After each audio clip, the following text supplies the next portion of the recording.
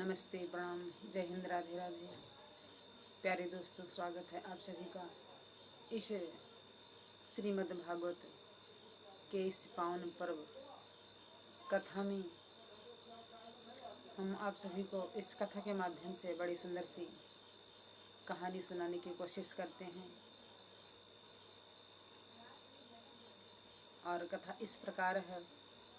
एक युवक ने स्वप्न में देखा कि वह किसी बड़े राज्य का राजा हो गया है। स्वप्न में मिली इस आकस्मिक विभूति के कारण उसकी प्रसन्नता का ठिकाना न रहा।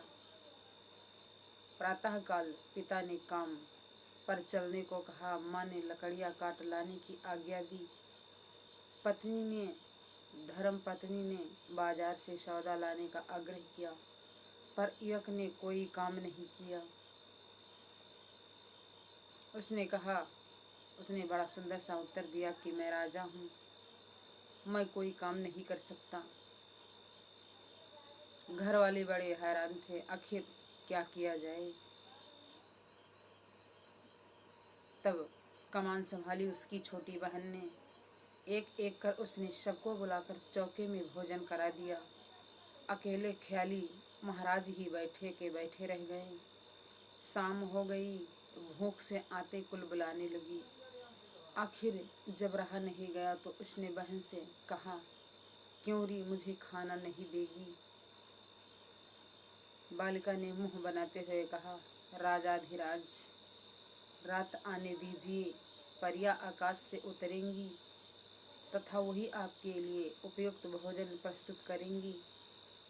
हमारे रूखे सूखे भोजन से आपको संतोष कहाँ होगा। उस युवक ने अपने मन की चेतना को जगाया और उसकी याददाश्त लौटी।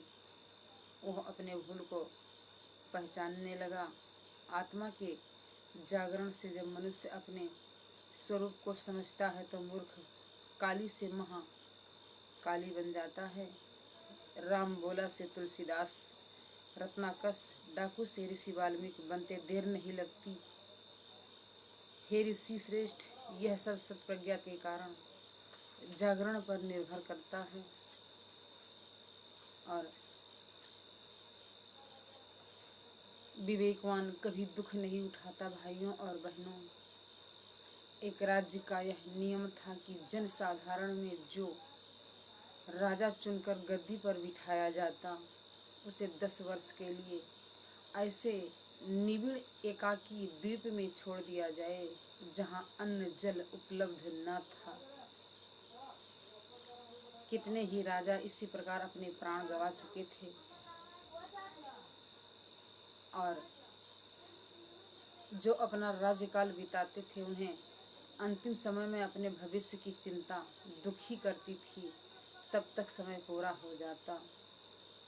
एक बार एक बुद्धिमान व्यक्ति जानबूझकर उस समय गद्दी पर बैठा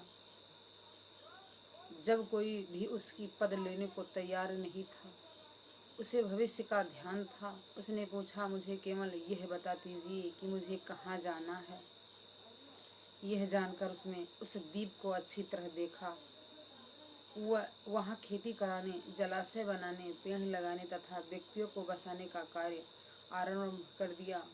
10 वर्ष में वह नीरो एकाकी प्रदेश अत्यंत रमणीक बन गया। वह अवधि समाप्त होते ही राजा वहाँ और सुखपूर्वक शेष जीवन बिताने की कोशिश किया। उसका जीवन धन्य हुआ। यह उसकी सूझबूझ के कारण ही हुआ। इसी प्रकार सूझबूझ से काम लेना बहुत बेहतर होता है।